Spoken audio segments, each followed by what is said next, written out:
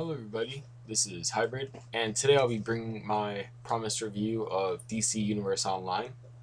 I felt that as a massive multiplayer online, you really wouldn't have the content or really the game itself with it being kind of fleshed out within a month or 2 months of it being released really. So I guess when I decided to do a game review, I thought this would be a perfect game to do because by now it should be totally, you know, if well, obviously not fully complete, but at least complete enough to do a true review of it as if it was a game that was not a massive multiplayer online and was released in its fullness before, if you understand what I'm saying.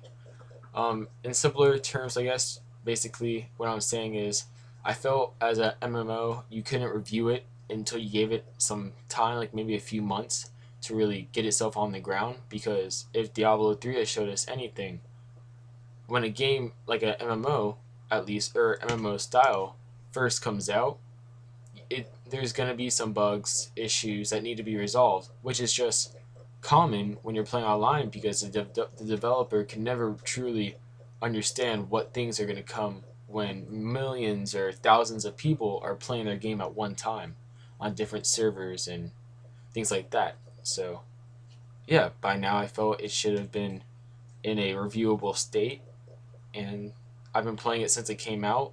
So I thought, heck, if I'm gonna start doing game reviews, why not start with this game? So yeah, I'm gonna follow my format, starting with visuals, and go from there. So this is Hybrid, and I hope you enjoy my review.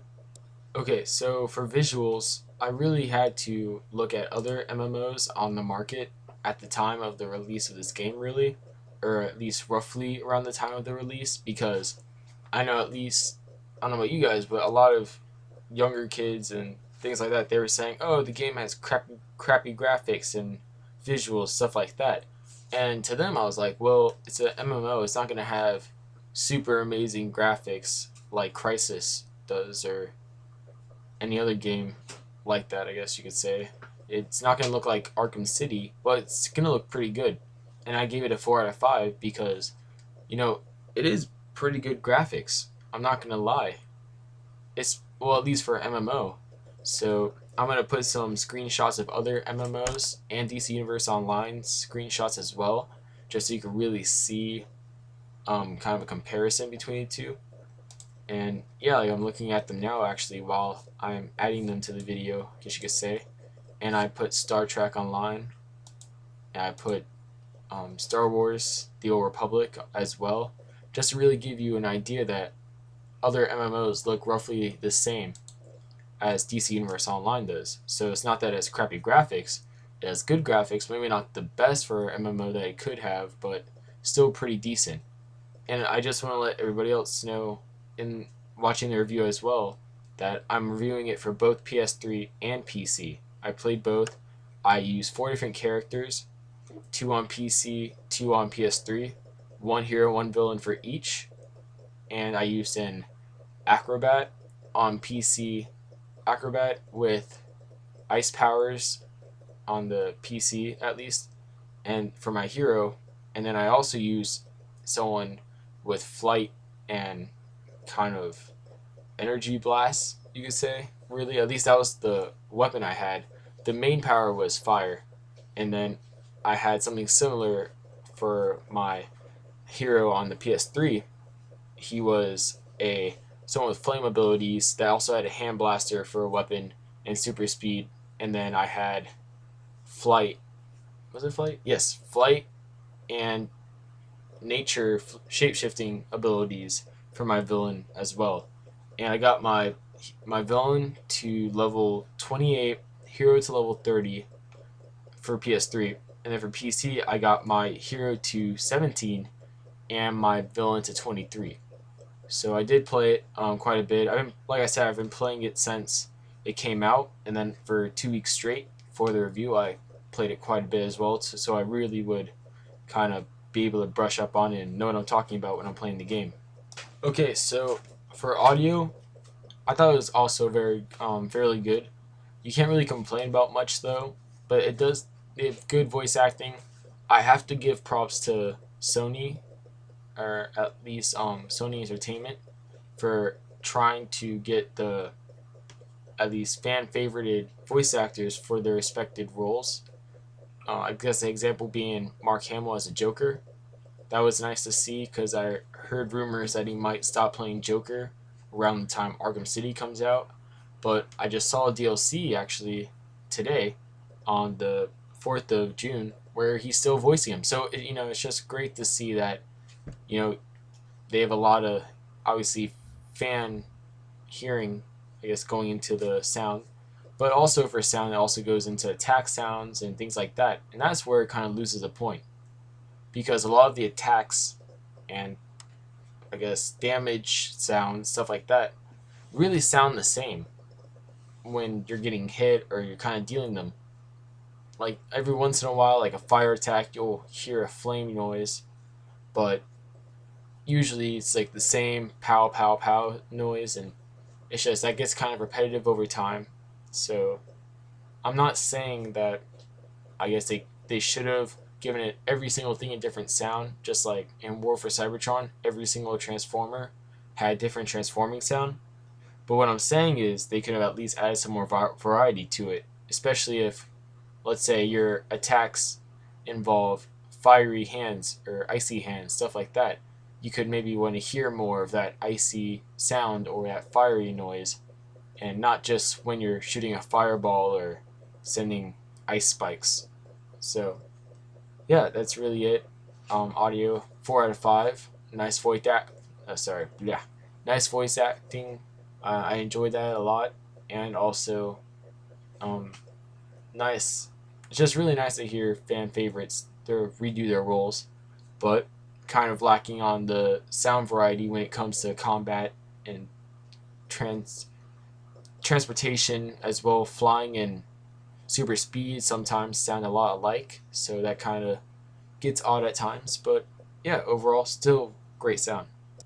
Alright, so for presentation, I really took that as the cutscenes and how they presented the game in the beginning, with, I guess, she being on one of Brainiac's ships and whatnot. So, as you can see, I gave it a 5 out of 5. I was quite impressed with how they did it. I thought it was very clever, actually, the kind of story, really, that went into it. So, yeah, that's why I give it a 5 out of 5. Nothing much to say. If you haven't seen any cutscenes or played the game, very good kind of story, way that actually somewhat makes sense. Also, I'd say watch the other kind of CGI trailers. You could like the one like about the future, where you have all the heroes and the villains fighting each other, things like that. That goes all into the presentation. Well, not in how I'm reading the game presentation wise, but if you want to understand what happens more when you're playing the beginning of the game and they kind of have the exobytes, I think that's what they're called, exobytes, giving people other powers and things like that, it will help you understand it more. So I thought it was really interesting how they had Lex Luthor from the future come back in time, and with all these kind of nanobot looking things that can give ordinary people powers of, I guess, iconic heroes and iconic villains, and eventually hopefully build up a powerful enough army to repel Brainiac when he tries invading Earth. So I thought that was interesting, and obviously, like I mentioned earlier, the cutscenes were also well done as well. Very well done, actually. I enjoyed them. I like the kind of really comic book feel to them, so I thought they did a good job with that. And that's why I gave 5 out of 5 for presentation. Okay, so for gameplay at least, I gave it a 3.5 out of 5. The reason being because I did enjoy the game, but in some instances, the way it played was just kind of odd. And I'll give you an example of it, or a few examples actually. One being some bosses I felt were very incorrectly labeled. A perfect example being Arkillo. I really do think that kind of the leveling for him, he should be at least level 27, 28. At least the way they have him in the game. Because I was level 28 and I was playing with 3 other people.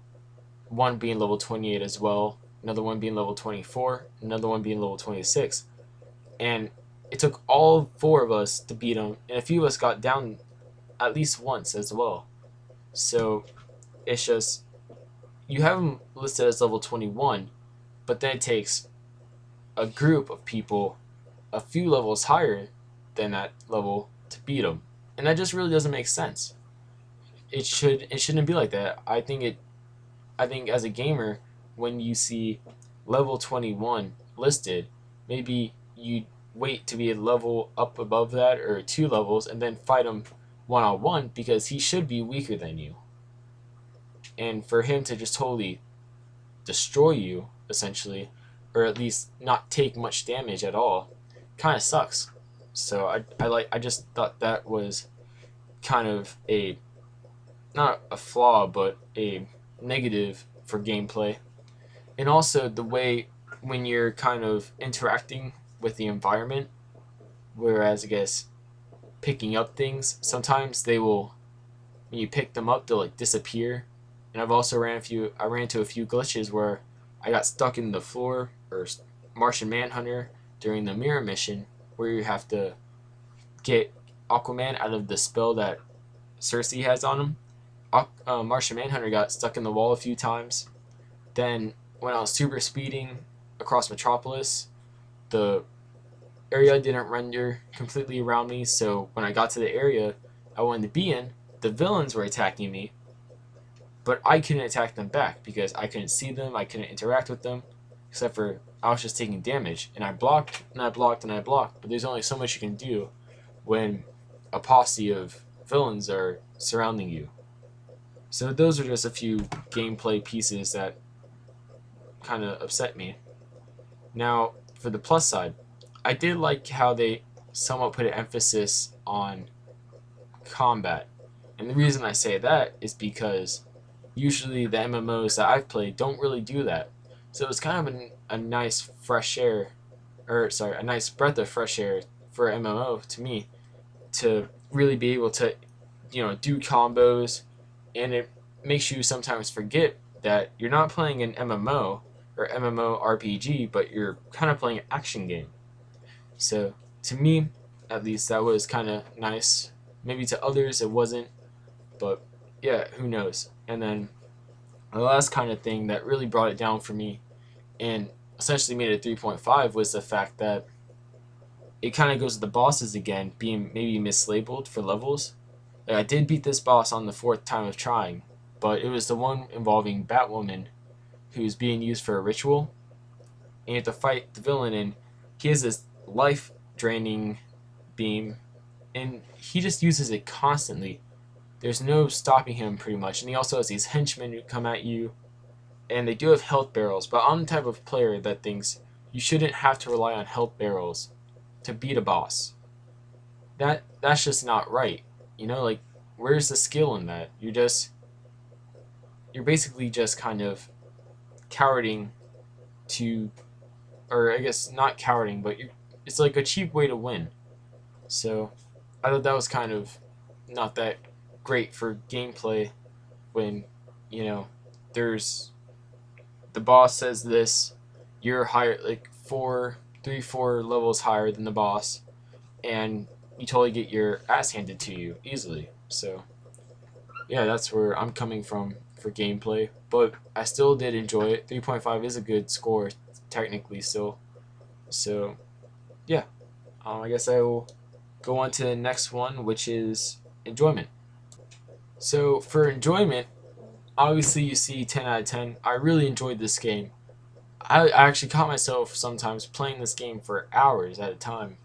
Well, I guess any game you can play for hours at a time, but I played this game one time like 6 hours straight, and I didn't even realize it. It's just I was having so much fun, and that's really great. That's why instead of out of 5 points, this is out of 10 points, because in all honesty, I think to me the most important part of a game is the enjoyment, because why else buy a game if you're not going to enjoy it, right? So yeah, I really enjoyed this game. I obviously highly recommend you play this game, because you're going to have a blast with it. Even if you're not a DC fan, an MMO fan, and gaming fan in general, it's a blast to be able to make your own character and do missions with iconic superheroes or supervillains for that matter, depending on which one you want to be. And then it's also really neat to, you know, kind of escalate up the ladder, experiment with other powers. Obviously, you can't go from like fire powers to well, actually, I guess you can. I remember, yeah, you can actually change powers, reset your tree. I think that's what it's called, something like that. But yeah, it's just a really fun game, and I really recommend playing this. I know for enjoyment, I haven't really said much review wise besides saying that it's a really good game. I had fun with it and stuff like that. But it's really true. It's a good game, or a great, well, not great, but it's a good game. They obviously could have done better with it, and I'm gonna get to that actually in the next part and final part of the review, which is content. So stay tuned for that. That will be the final part of it, and I hope you've enjoyed it so far. Okay, so for content, I give it a 4 out of 5. And the reason being is because yes, there's a lot of content, and it's just getting more and more and more as it's an MMO, which makes a lot of sense. But for me, you know, when I'm choosing, let's say, super speed, and there's only one variation of it, it kind of sucks because there's a lot of people with super speed in the DC universe, and I know the Flash is obviously the main, or at least most well known super or speedster in the DC universe. But why does that mean the players can only have one variation of super speed?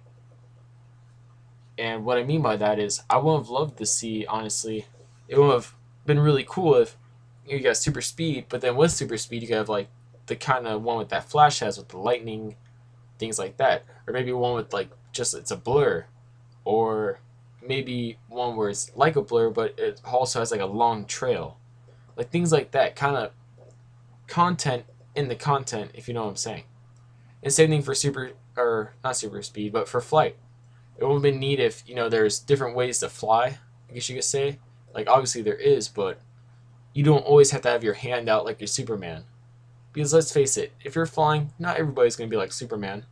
Maybe you want your hands out like their wings, if you don't have wings. Maybe you just don't want your hands moving at all. Maybe, I don't know, be creative. That's all I'm saying is, I feel content-wise, while the game does deliver quite a bit of abilities and powers, things like that, and obviously appearances, it also is kind of bland when they give it to you. So I guess a simile I could make with that would be like, let's say you're making a painting, right? Let's say you use every color that you could think of in the paint. And another person does the same thing. But let's say when the person also uses every single color in the paint, they make it more detailed. They just don't put it there, but they kind of make sure that while it's there, they can make the most out of it. And I guess that's really what I'm trying to put out there, is the fact that it would have been nice to have different variations of powers and abilities, so everybody doesn't, if they have that, doesn't look the same. Because after a while, you're just like, oh, well, I guess you have super speed too. That's cool. Yeah. So that's all I'm saying. And I guess now I'll bring the verdict of all my scores and my final thoughts. Alright, so my verdict, I guess. Actually, if you total up all the scores I gave it total, you get a 30.5 out of 35, which is equal to like an 87%, which is equivalent to a low B+.